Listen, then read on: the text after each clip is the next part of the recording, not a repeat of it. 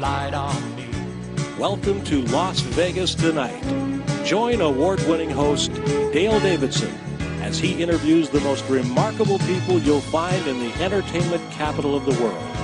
You'll meet entertainers, sports figures, newsmakers, community and business leaders, and people just like you with stories that'll touch your heart. Now, here's Dale Davidson. Welcome to Las Vegas Tonight. I'm your host, Dale Davidson. Each and every episode, we bring you some fascinating guests. Have we done it again? Yes, we have. Gloria Greenfield, who is a documentarian, a filmmaker, an experienced director, all those things, has a new movie that she is showing here at the Anthem Film Festival, which is part of Freedom Fest. Right here in Las Vegas at the Paris Hotel, which is going on right now. So, Gloria, thank you for coming. Oh, it's an honor to be here. Thank you so much. We so appreciate you coming on. You've done some important documentary work. Thank you. Let's start a little bit back up just a little bit and tell us about yourself, why you decided to become a filmmaker. Where'd you grow up? Let's start with that. Well, I grew up in New York, in the New York area. Then after undergraduate school, I moved to Boston for some graduate study and wound up staying there for too long. But I did get, while I was there, get a master's in Jewish philosophy, particularly in Hasidic philosophy. That's interesting. And then I really loved learning. And I started developing initiatives for adult Jewish, on a sophisticated level, adult Jewish learning, because so many Jews outside of Orthodoxy really don't understand Judaism from a theological basis. Oh, really? And they don't really understand the text, haven't had access to the text. So I really enjoyed doing that, which I did for a number of years. I was recruited by Combined Jewish Philanthropies to direct their adult Jewish learning. Oh, okay. And then after several years, I was recruited to be an executive director of an Israel advocacy organization, the David Project, which I did. Oh, okay. But it was really working with college students, and I prefer working with adults. You do? I do. That's interesting. Can I ask you why? Is it because their brains are not fully formed? No, it's because I think because of the college scene these days. There's an arrogance, and there's look, I shouldn't generalize, but too many are arrogant and are not open to being challenged. Yes. So anyway, that's a generational thing. It is a generational thing. So I decided that I really did want to continue educating, and that film was one of the most effective ways of reaching large swaths of people. Sure. And to get communities engaged in conversations about critical issues that we really need to address. Yes. So, had you had any formal training in filmmaking? No. So I partnered, for the first film, I partnered with a former head of the film unit for the IDF. Oh, he had been at the head of the unit for about 12 years. Okay. And he happened to be in Boston for a couple of years. And so we decided that we were going to make the film entitled The Case for Israel, Democracy's Outpost, which featured Alan Dershowitz. Sure, okay. And so that film was released in 2008. Oh, okay. It had the backing of, since this is Las Vegas, Sheldon Adelson was one of our major backers for that film. Oh, that's wonderful, yeah. Yeah, he's been very good to Israel over the years. Yes. Yeah. And the person I was working with went back to Israel, right. and I decided that I was ready, and the crew that I worked with said to me, "Gloria, you can do," that I had a knack for it, and I formed Doc Emmett Productions, which is a 501c3 nonprofit film company, and we started. The mission was to produce and disseminate educational films that would strengthen Jewish identity, Jewish nationhood, and the values of freedom and democracy. And as I traveled around the world with The Case for Israel, which had been translated into Arabic, French, German, Hebrew, Italian, Japanese, Russian, Spanish. Wow. I realized that there was a lot of confusion out in the field, that people thought that what gets referred to as the Arab-Israeli conflict or the Middle East conflict, they thought it had something to do with policy or territory. It had nothing to do with policy or territory. It has everything to do with Jew hatred. Yeah. So I then decided that the next film that I would work on would be, so that was The Case for Israel. Yeah, that's the first one. Here's the DVD. Yeah. TheCaseForIsrael.com is where you can get it. That's says. right. Yeah. And you can Productions. you can also watch it on Amazon. Oh, okay. Great. And iTunes and other digital platforms. Okay, great. And I decided then, since it was clear to me that there was confusion about what this so-called conflict was about, that the next film should really examine the resurgence of lethal Jew hatred in regions around the world and its connection to that resurgence to the calls to destroy the Jewish state. In other words, this was the first film that really made the connection between what gets referred to as anti-Semitism, I prefer Jew hatred or Judeophobia, and the hatred of Israel. So that film was released in 2011. Now, what's that one called? That's Unmasked Judeophobia. Okay. And that has been here. And that's been translated into Arabic, French, German, Hebrew, Italian, Portuguese, Russian, and Spanish.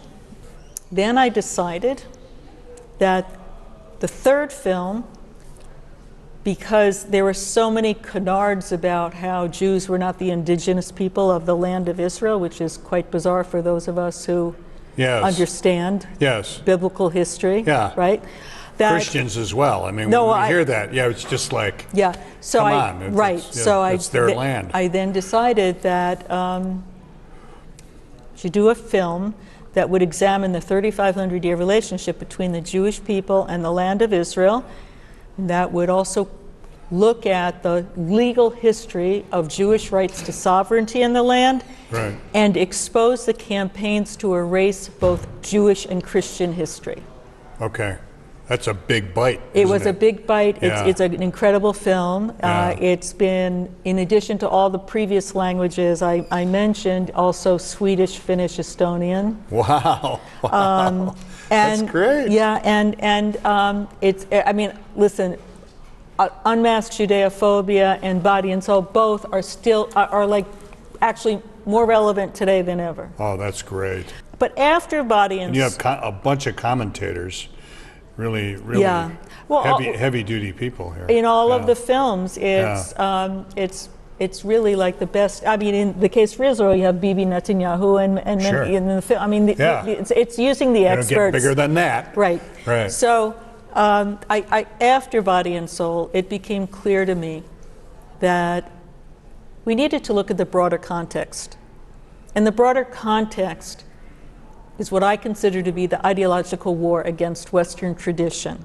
The premise is that Western civilization was founded on the Hebrew Bible and the Judeo-Christian values that emanated from the Hebrew Bible. Yes.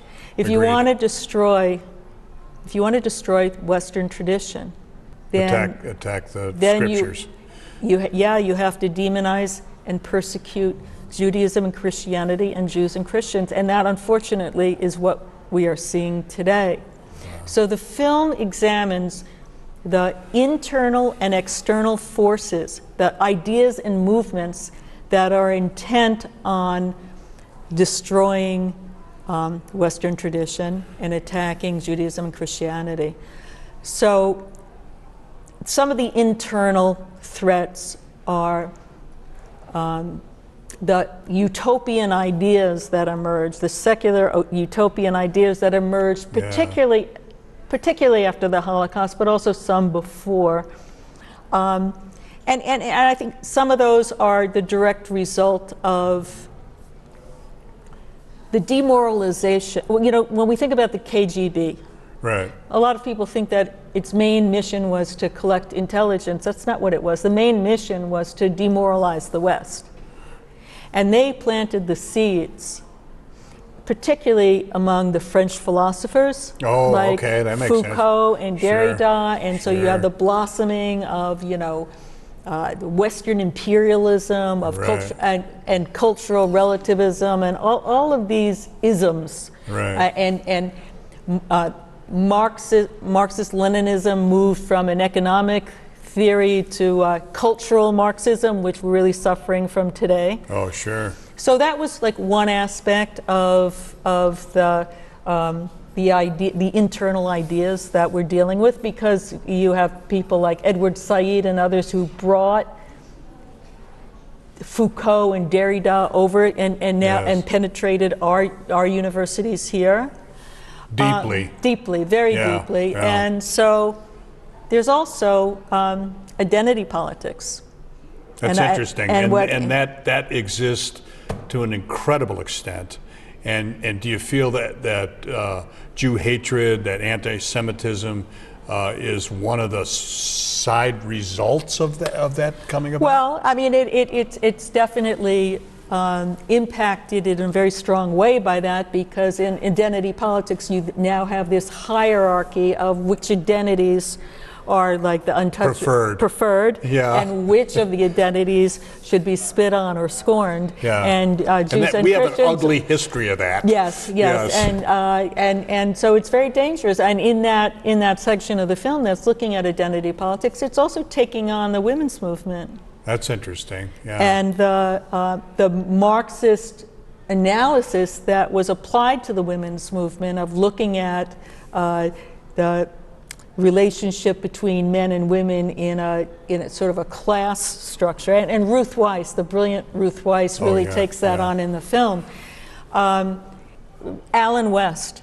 Oh, okay. In that section, he takes on the victimization, the sort of the And you have him in the film. Oh, absolutely. Oh, yeah. We were talking about him in an earlier interview. Yeah, I know. He's brilliant. Brilliant, Yeah. Oh, wonderful, courageous. What an incredible role model. Oh, yes. Yeah. And Mark Tapson from the David Horowitz Freedom Center takes on the anti-male movement. That's interesting. And the impact of the demise of chivalry on society. Yeah, that's interesting. This film is so politically incorrect. Yay! And then the film goes into looking at what's happening in the universities today. Wow. Okay, and then it looks at, we have a section on jihad. Right.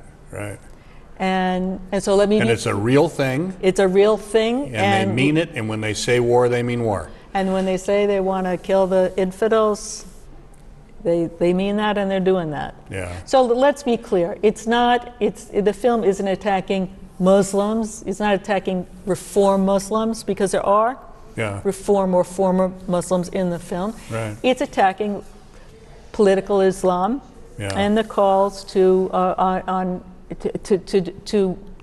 murder Jews and Christians wherever we can be found. And then that's followed by a section called People of the Book. And in People of the Book, the film talks about the importance of Jews and Christians coming together. We have a common threat, and we need to work together. Yes.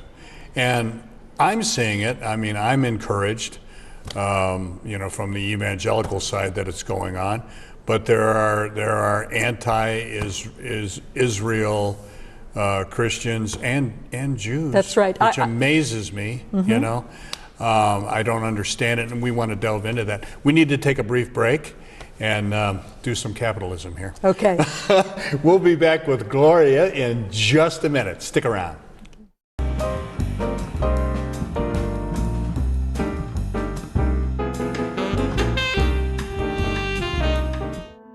How can you have a Jewish democracy? Isn't that a contradiction in terms? And of course, that suggests that Judaism has a singular meaning, that Israel as a Jewish state is Israel as a halachic state, a state in which Jewish values can be expressed, just like France is a French state and Canada is a Canadian state. Israel is not a Jewish state in the way that every Arab country is a Muslim state. For Israel to be able to get its story across, it's not sufficient to say, well, we want peace, and they don't. It's about who we are, It's about what we stand for. It's about what we teach our children. And it's about what the other side stands for and what they teach their children and what values are manifested in their behavior. It has been a premise of American policy for a long time that Israel is not going to be able to make peace if it feels highly insecure. The crucial day is a day in which Iran's neighbors, which are part of the Arab world and Muslim world, understand that the world is not determined enough to stop Iran, because we live in a neighborhood in which whether you beat the bully or join it. Israel, who was under terror, not in September 11, but in September 10 and September 9 and September 13 and September 14, is doing what it can, I think, in order to have the proper balance between security and rights. Not outside the law, but inside the law. We will never be apologetic about the fact that we survived. When people savagely criticize only one country, and it's the only Jewish state, and when they do it in the name of being anti-racists, I look at them and I say, but what they're doing is racism. You don't even need to hear from the Israeli Law Journal article that you can hear, and it's on the last few pages. Palestine will be free! Palestine will be free! I understand why people who love oil don't support Israel. I understand why people who are Islamic zealots don't support Israel. I do not understand for the life of me why a person committed to human rights, feminism, environmentalism, gay rights would go against the one country in the Middle East that has all of those things and support countries that have none of those things. Israel is seen as this strange interloper, Jewish crusaders who came and threw out the Arabs from their ancestral homes. There has been here a reversal of the perception of history and the facts of history.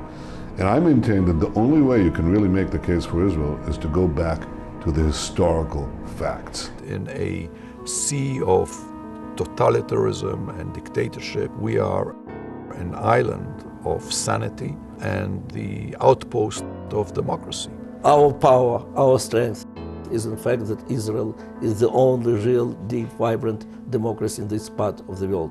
And peace will prevail here when we will have as allies among Palestinians, among Syrians, among Lebanese, people who also believe in democracy and freedom.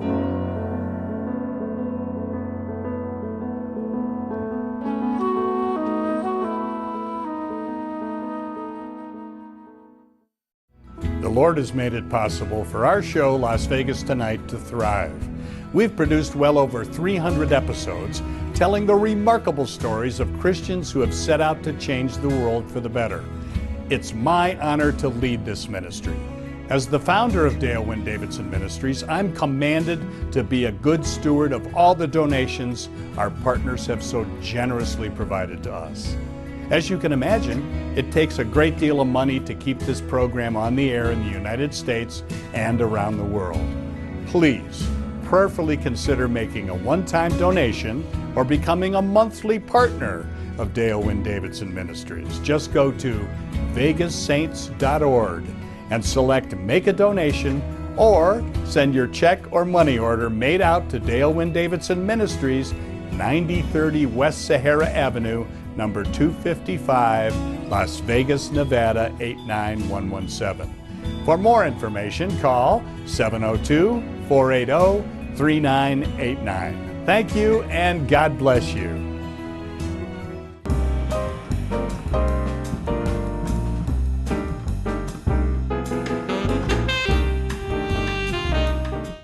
We're very pleased to have with us on Las Vegas Tonight Gloria Greenfield, who's a documentary filmmaker. We've gone through 3 of the movies so far. I haven't held this one up before. Body and Soul, The State of the Jewish Nation. We've been talking about that. And you can get that on Amazon. And you should, immediately. And it's also available from Friends of Israel Gospel Ministry. They sell it in their online store. Oh, okay, that's nice. Yeah. That's nice. Yeah. We want to see that kind of cooperation going on. And speaking of which, how can American Jews, and this is amazing to me, how can American Jews be anti-Israel, which there are many it seems, and Christians who purport to love Israel be anti-Israel? What is going on? Is it Jew hatred, or is it politics? Is it geopolitics? What the heck is this? You know, I really do believe that Jews and Christians who have distance from authentic text, right, and distance from a real intimate relationship with God, they have a very perverted sense of social justice. Yeah. And it's historical revisionism. I mean, it's just like, how can you say, first of all, is there a Palestinian people? I don't think there is. Right. You know, and, you know, it's not that we don't love the people, but come on. It's not historical, right? Well, you know, one of the things that a lot of people don't understand, and that's what points to why I did the historical examination of the relationship between the Jewish people and the land of Israel, was because people don't understand like how Israel got the name Palestine for a period of time, and that was because when the Romans conquered the land of Judea and Samaria, right? Sure. They were really angry at the Israelites, and they intentionally renamed the land Philistina because because the Philistines were the enemy of the Jewish people. Yes. So it was It was like a slap in the face. a slap in the face, a punch in the gut, absolutely. Oh, yeah. And so Palestine was sort of the English. Oh, okay. And I mean, one has to really have a completely secular perspective on life and a dislike at best or a hatred of biblical text to not appreciate the fact that Jews were the indigenous people, and throughout the Middle East, everybody thinks that the Middle East is Arab land. No, the indigenous people, the majority of people who lived in the Middle East back then were Christians and Jews. Yes, I know. Yeah. Yeah. So that film, the Muslims came much later. Yeah. Yeah. Body and Soul is a really important film for educating people about the real history of the land. Yeah. Now, politically, and I guess it's geopolitics, and there are reasons that we, as a country, support or don't support Israel based on who's in office at the time. But how much of it do you think is deeper than that? You know, truly is anti-Semitism, truly is, you know, Jew hatred, as you call it, as opposed to our political interests, our self-defense, our getting along with Arab nations, you know, all of that jazz. How much of it is one versus the other, would you say? Look, Israel is the Jew among the nations. Yeah. And you're absolutely right. I mean, it is Jew hatred. Yeah, yeah. And Jew hatred takes different manifestations, and there's been different manifestations over time. And today we live in a world where people are very either intimidated to speak truth, or they don't, or they're ignorant. I'm not calling them stupid, but they're ignorant. They don't have the education to understand, like, really what the context and the background for all of this is. Yeah. Look, the State Department doesn't have in this country, from this country's perspective, the State Department does not have a good track record on its relationship on its attitude towards Israel. Yeah. And thank God it's erratic. It's erratic, and thank God we have. Thank God we have a president today that won't put up with that. Isn't that interesting too? Yeah. Yeah. Let's talk about President Obama. Why not? He clearly seemed to be, you know, they say distancing himself, but he seemed to be anti-Israel, period. Oh, he absolutely was. And what's the story on that? What do you think is behind that motivation? I think that, you know, it probably, from a psychological perspective, it has something to do with his father's leaving him or whatever. But he was schooled in Islam. Yeah. And he's in a madras, right? In I believe, Indonesia. yeah. I think that's right. And no, you're absolutely correct. And he, I mean, what president of the United States would ever bow down to a king of another country? Never. Right. There's no ring kissing in our history. That's right. Yeah. And who opened up the White House to the Muslim Brotherhood? Yeah. I mean, it's clear. I mean, one has to be completely with no vision, no ability to see anything, to not understand where his priorities were. It does seem pretty obvious. It's pretty obvious, Yeah, you know. And yeah. people were afraid if you criticized him, if you pointed to any of this, you were a racist. Yeah. Yeah. Yeah, this name calling, we can talk about the universities and how we, are educating our young people to do that and be that. But let's talk about Iran for a second. Yeah, but I just want to not say one. I don't want to not say one thing. Okay. His minister, his reverend, was Reverend Wright. I remember Jeremiah Wright, wasn't Yeah. it? Yeah. And he was a real Jew hater. Yeah. And it's interesting that today Trump gets trashed because some so-called white supremacists would, might Say like something positive about Trump, Yeah. but nobody would say anything about Reverend Wright, about Obama, the relationship between them. Yes, And so what it points to is that this is just about, attacking Trump because he's a Republican, attacking Trump because, he's delivering on his campaign promises. Very pro-Israel. Yeah. President, just to state the obvious, but president after president said, we're going to move the embassy. Never happened. That's right. And then the minute he takes over, boom, there it is. Right. And what's interesting is there was such a fear that there would be another street uprising and people would die and all that. And there was some of it, but it was very short-lived. That's right. And it was just like, oh, well, we expected it or whatever. And interesting, 4th of July, did you see the pictures? 4th of July in Israel, first time ever, American flags everywhere. It was wonderful. A celebration, an Israeli celebration of the 4th of July in honor of the. It was wonderful. Yeah, that's great. Yeah. That's great. Yeah. I guess we can, continue on about Obama from the standpoint of Iran, and if there is hatred of the Jews by any nation, boy, they're right at the top. And yet we pallets of billions of dollars we send to them, which goes immediately to where? To fund terrorism. Yeah.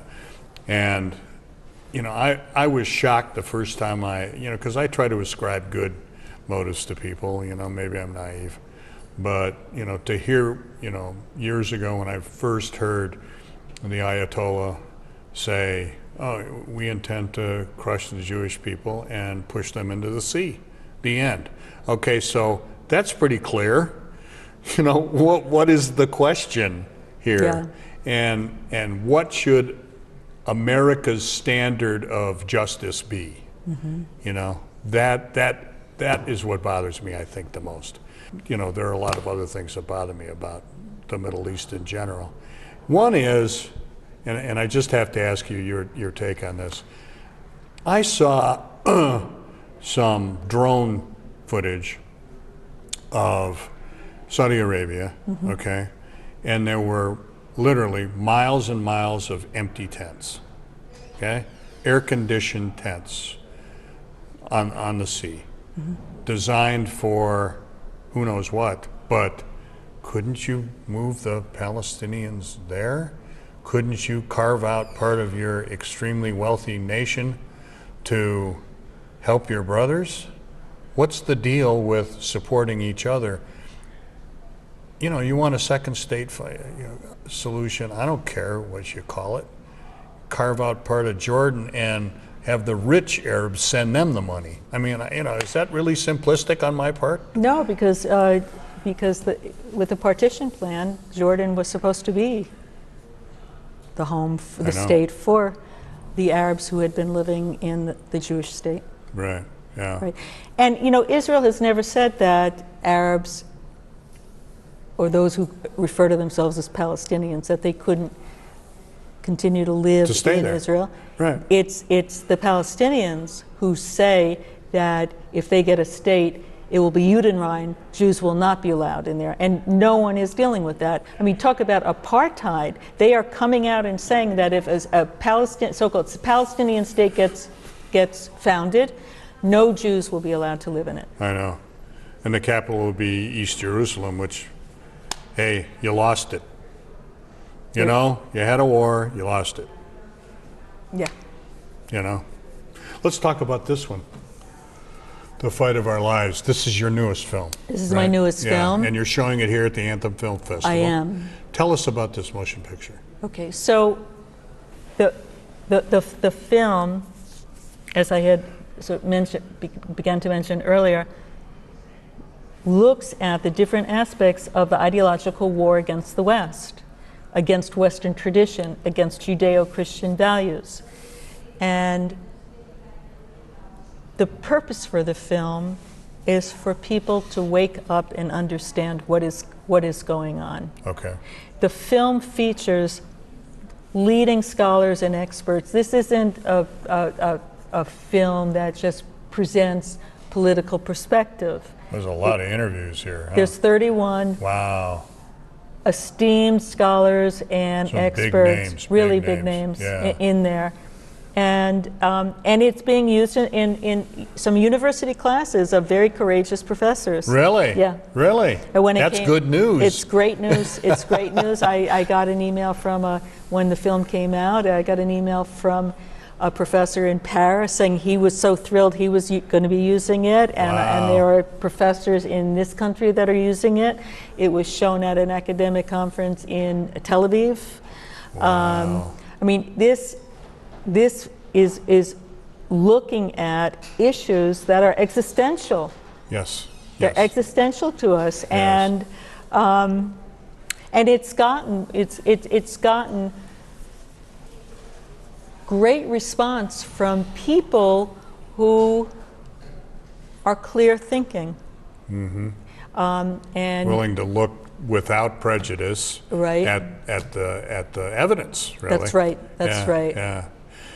It's very interesting to me. I guess it really goes. You can start with the Enlightenment, I suppose. You know, when we stopped really looking at, or we in general, at the scriptures as being history, as being philosophy, as being a code of ethics and a code to live by, and yet there's something else. There's this other thing, and if you're smart, you do that.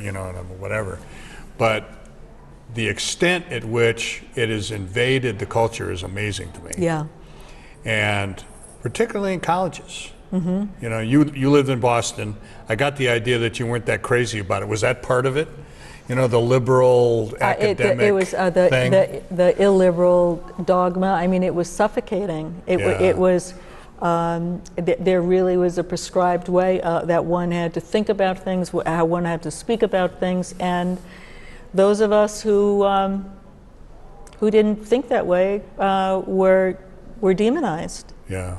And who wants to live like that? No. And the great state of Tennessee is a wonderful place. It is a wonderful place, and we're glad you're there. And I am too. It's made you happier. It has made me happier, and it's also given me the wonderful opportunity to work with many evangelical pastors, Christian Zionists, and it's wonderful. Yeah. It really is wonderful. Oh, yeah. I feel healthier and more creative. Oh yeah, and I so enjoy this. This is my pro-Tennessee bent. I love going to the National Religious Broadcasters Convention in Nashville every year. Yeah. And I'll tell you a funny story when we Okay. come back about a Jewish man that I met over there and what he thinks about us. We'll be back with Gloria Greenfield right after this.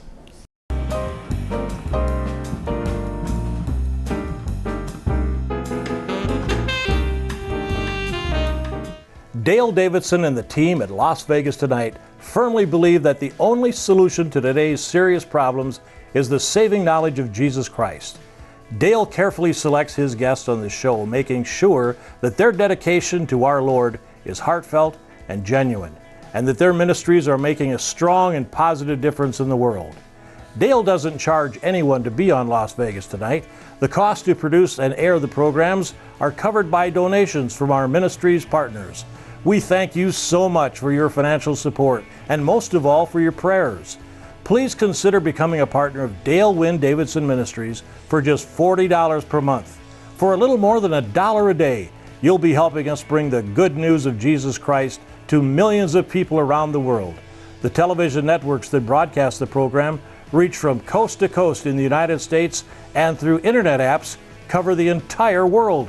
Your $40 monthly contribution entitles you to Dale's newsletter that gives you a behind-the-scenes look at the production of Las Vegas Tonight and inside information on the exciting guests Dale interviews on every episode. You'll also receive a copy of Dale's book, Las Vegas Tonight, From Sin City to Vegas Saints, an in-depth look at 10 of Dale's most intriguing guests, plus a very personal story of how Dale came to Christ and the challenges he faces in bringing the good news to the world. Become a partner of our ministry today by going to Dale Wynn Davidson Ministries website and clicking on the donate button, or by emailing Dale at dale@lasvegastonight.tv, or you could write him at Dale Davidson, 9030 West Sahara Avenue, Suite 255, Las Vegas, Nevada, 89117. Thank you for watching Las Vegas Tonight, and may God bless you abundantly.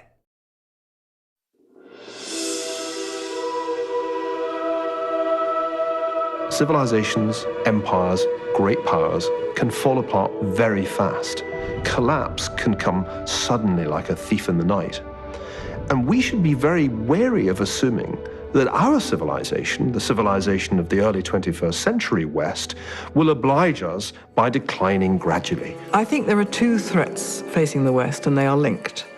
There's the threat from within and the threat from without. And the threat from without is made much more threatening by the threat from within. The kind of light fog of fascism that seems to be descending on many universities poses a tremendous danger for the future of Western values, because it threatens to miseducate the future leaders who have to promote the values we cherish. In order to get rid of a bad idea, you have to have the proliferation of good ideas and let them battle it out in the marketplace of ideas. What political correctness does is it declares war on the marketplace of ideas. And it says, you can't talk about that, that's offensive. We have various studies programs that are out there, which are designed not to teach students how to think, but to teach students what to think.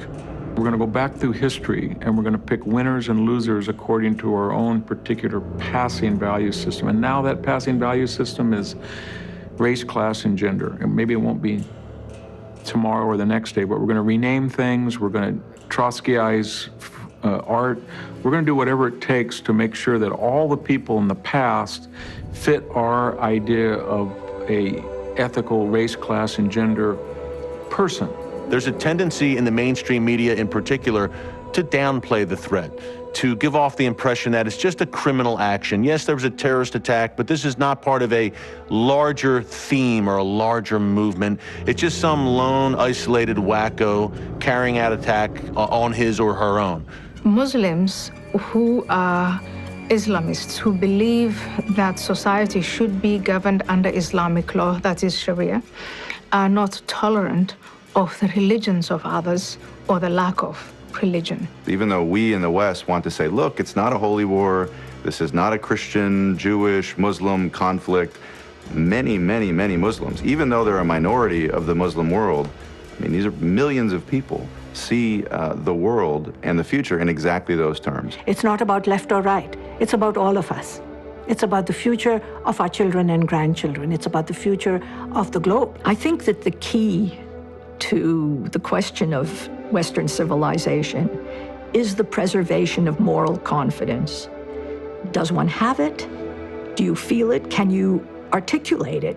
Can you explain why what this civilization has created and become is so precious that it should be maintained?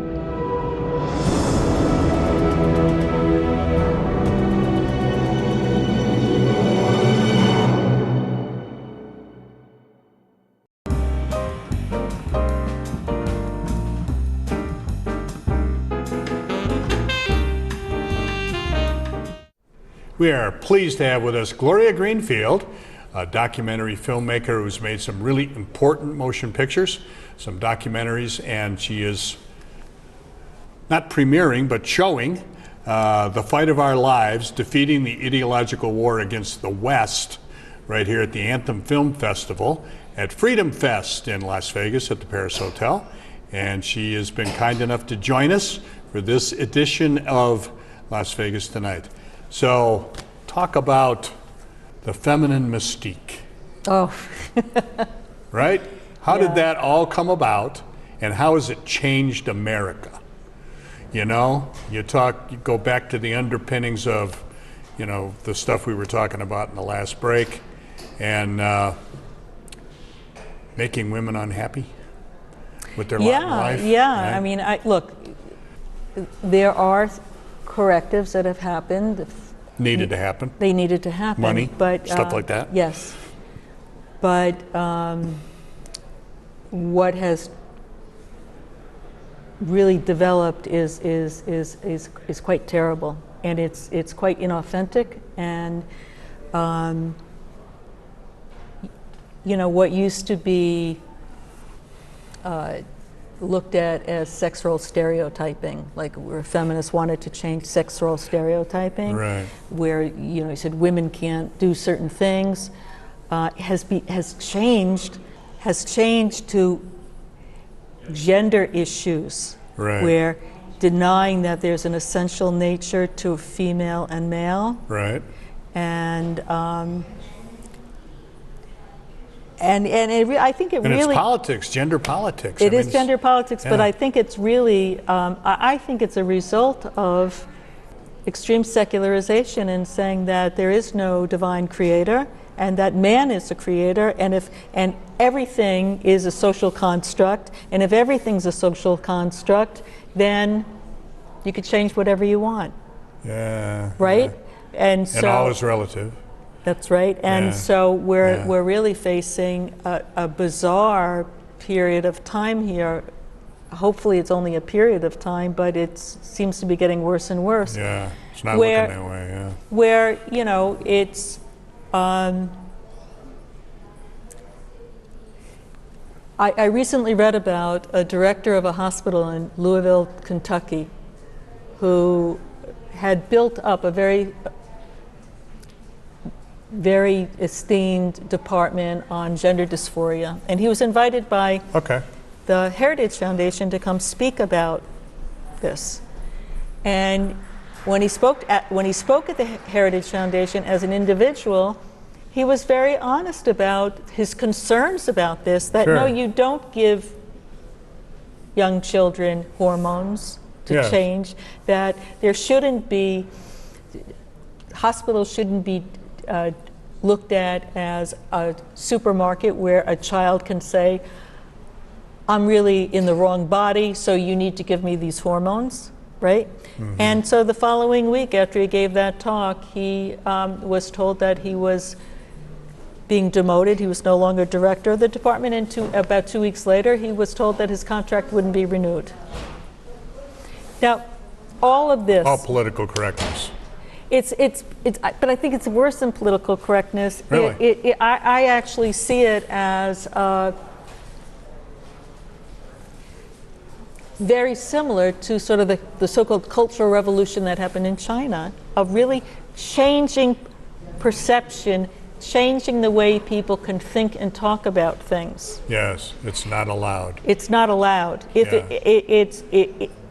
Knowing that if you say something that's not according to the script, you'll be sent to the gulag. A re-education camp. That's right. Yeah. And it's very scary because, look, this trend that led to thinking that everything's a social construct and that it's really a good thing to break through all those social constructs. You know, it started about maybe, I don't know if it was 20 years ago, where young people would do tattoos and piercings. They wanted to change what they would call the borders, the physical borders, and change it through, and then it became even more demented with amputations. Yeah, and so where are we now? Now we're at a place where, well, Cut the parts off. Yeah. Add a part. Yeah, that there's really no such thing as biology. There's no such thing as science. Really, it's. I don't want to be a male. I don't want to be a female. Yeah. I mean, it's crazy. I want to be gender free. Yeah. I don't even understand what that means. To be gender free means that you can surgically remove all body parts that relate to gender. Oh my Lord. Yeah, we're really talking about something that's very scary. Yeah, yeah. So, that's awful. And I think that's a result, that can be a result of a real secularization in society. Yeah. It destroys the family. Yeah. I mean, the family is like the nuclear unit that's essential in a civilization. Is it ridiculous for me to think that there could be yet a new awakening in America in particular? I actually think that it's not ridiculous.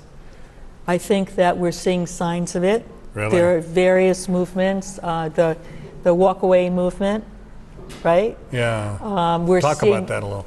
Well, there are people who, particularly people of color and people who are on the hierarchy of identity, right. saying that all of a sudden they realize that what they've been fed is Nonsense. warped. It's nonsense, Yeah, yeah. and they're walking away. They're walking out of it. It's happening in the Jewish world, a movement called Exodus. Right. And, just last week I was at, actually it was earlier this week, I was in D.C. at the inaugural conference of a new organization, the Edmund Burke Foundation, and their conference, the inaugural conference was National Conservatism, which really examined in deep ways the importance of nation state. Sure. And the importance of conservative values. And Back to the future. This stuff should give us a lot of hope. That is hopeful. Yeah, as long as we have, and also there's the Tikva Fund in New York it was founded by Bernstein and Sanford Bernstein, and Okay. it's what it's doing now is educating Jews about the compatibility of Jewish values to conservative values, right? It should be. I don't understand it's the just, liberality of many, particularly secular Jews in the Democrat Party. You know? Well, hopefully, I don't get it. Hopefully, we're seeing now the beginning of movements. And that should give us hope. That is hopeful. There's Yeah. some nascent movements clearly, and you've delineated them here, and it's encouraging. you Yeah. know? And if we had another great awakening, in the 21st century, it could be a wonderful thing. You know, and let it start with your motion pictures. I think that what I'm supposed to be doing in my life is what I'm doing, that's a great thing anyway, isn't it's it? a contribution to it's my contribution to like what I can do, what my skills can do to help in that reawakening. Yeah. What do you want to do next? Do you have another movie in mind? Can you talk about it? I'm confused about it. There are a couple of things, and I've given myself 2 more months to make the decision on what you're going to do. Because you're looking at a year or two, on the next project, right? Right. Yeah. So I could share with you some of the issues that I think are really important that need to be addressed. I'd like to hear that, and I don't know which of them, if any, I'll be doing, but these are the issues that I think it's really important for us to take a serious look at the impact of secularization. Okay. That's key. We just touched on it here, but that's changing the world. That's right. And not for the better. No. Yeah. I also think that there's been a real negative propaganda campaign against the nation states. Yes. And I think nation states the concept of nation. This whole border thing is part of that. That's right. Yeah. It is. Yeah. And there's an importance to have a nation, to have to be able to celebrate one's culture, you know? Yeah. And look, part of Marxism was to destroy the nation state. Oh yeah, yeah. The clearly was Another thing that I think insisted on. another thing that I think is critically important is a real education on what socialism really is. Oh my Lord! Because so many young people are embracing it; they don't even know what they're embracing. Oh God, free stuff. Yeah. Yeah, and don't forget murder. Right. I mean, you know, it's like, are you learning anything in school? Right. You know, or are you reading the paper? Well, that's an outdated reference. Are you reading anything or learning anything about Venezuela? Right. You know, which was a great economy until socialism came. That's to being right. there. And most young people don't have a grasp of how many millions and millions and millions of people have been murdered under the banner of socialism. I know. So, I mean, all of those are important, and there are other important issues too. I just have to figure it out, and I'll let you know as soon as I make that decision. Same kind of format. You seek out interesting commentators, thinkers. You ever have any trouble securing them, or you just send them your catalog, and they say, "Oh, I want to be part of this." Thank God I've been very fortunate, and I would say 95% of the scholars and experts that I have asked have said yes. Oh, really? Because that's very high because acceptance I rate. do have a track record now of not only do my films have academic credibility, but they're also not wasting their time with an interview because my films get out there. Yeah. You know. Yeah. And if I'm contacting somebody for the first time, I give them references of colleagues that they may have that have worked with me, so that they can talk to them about what is it like. Can they trust me in an interview, that I'm not going to misrepresent them, and that I have an integrity in my work. Yeah, that's important to do. And speaking of dated references, this is what I say because I'm an old guy. I'll say to my guests, this is not 60 Minutes. I am not Mike Wallace. I will not trick you. Right. You know? But that, boy, the interview tricks and traps on cable television today is just very discouraging to me, because I studied it, you know, in college, and I've been at it for 40 years. And you know, I think of my professors spinning in their graves over objectivity. What the heck is that? Right. You know? I think another thing that speaks to those that I reach out to is that they know that this is my work of passion. I'm not trying to make money off their back. I don't pay myself a salary. Yeah. This is really. I know the feeling. Yeah. Yeah. So they understand. I explain to them why I'm doing what I'm doing. Yeah. Yeah. Yeah. And I hope that it is appreciated more in the documentary world, in the filmmaking world, in the entertainment world, the more you do it. You know, because this point of view, we're hoping we'll find more people like you and more young people coming up who have a conservative viewpoint and are working in Hollywood, you know, or media centers, or showing up in Boston, being academics that aren't so annoying, you know. Speaking of which, my solution to this whole border wall issue, I think I have the solution, and I'm going to find support in virtually all areas of thought behind my new thought. Okay, would you like to hear what the solution? Yes. We are going to build a 30-foot tall concrete wall surrounding Hollywood. What do you think? I think it's a great idea. I think a lot of people can get behind that, don't you think? That's right. I think you'll have a line of people who want to donate to that. That's funny. That's funny. Gloria, thank you so much. Thank you so much. It's been such I've a enjoyed pleasure. it. Yeah. I really enjoyed it. Thanks for coming by. Gloria Greenfield, ladies and gentlemen. She's you. a documentarian. Please look for her.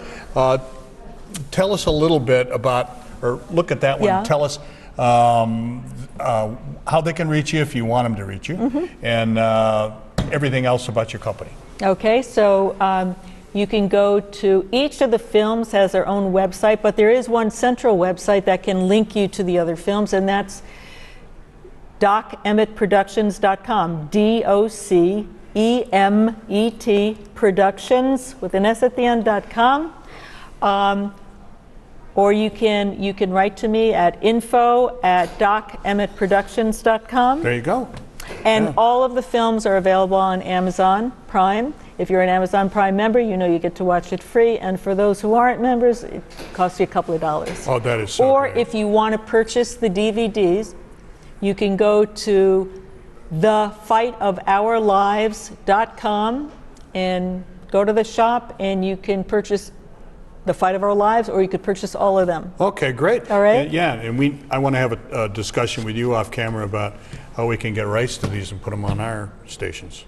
Okay, we You know? can talk about Yeah, that. okay. Yeah. All right. God bless you. Thank you. Thank you. Gloria Greenfield. Dale Davidson and the team at Las Vegas Tonight firmly believe that the only solution to today's serious problems is the saving knowledge of Jesus Christ. Dale carefully selects his guests on the show, making sure that their dedication to our Lord is heartfelt and genuine, and that their ministries are making a strong and positive difference in the world. Dale doesn't charge anyone to be on Las Vegas Tonight. The cost to produce and air the programs are covered by donations from our ministries partners. We thank you so much for your financial support, and most of all for your prayers. Please consider becoming a partner of Dale Wynn Davidson Ministries for just $40 per month. For a little more than $1 a day, you'll be helping us bring the good news of Jesus Christ to millions of people around the world. The television networks that broadcast the program reach from coast to coast in the United States, and through internet apps cover the entire world. Your $40 monthly contribution entitles you to Dale's newsletter that gives you a behind-the-scenes look at the production of Las Vegas Tonight and inside information on the exciting guests Dale interviews on every episode. You'll also receive a copy of Dale's book, Las Vegas Tonight, From Sin City to Vegas Saints, an in-depth look at 10 of Dale's most intriguing guests, plus a very personal story of how Dale came to Christ and the challenges he faces in bringing the good news to the world. Become a partner of our ministry today by going to Dale Wynn Davidson Ministries website and clicking on the donate button, or by emailing Dale at dale@lasvegastonight.tv, or you could write him at Dale Davidson, 9030 West Sahara Avenue, Suite 255, Las Vegas, Nevada, 89117. Thank you for watching Las Vegas Tonight, and may God bless you abundantly. You've been watching Las Vegas Tonight with Dale Davidson. Send your tax-deductible gifts to Dale Davidson Ministries, 9030 West Sahara Avenue, number 255, Las Vegas, Nevada, 89117. Or call 702-480-3989. Thanks for watching.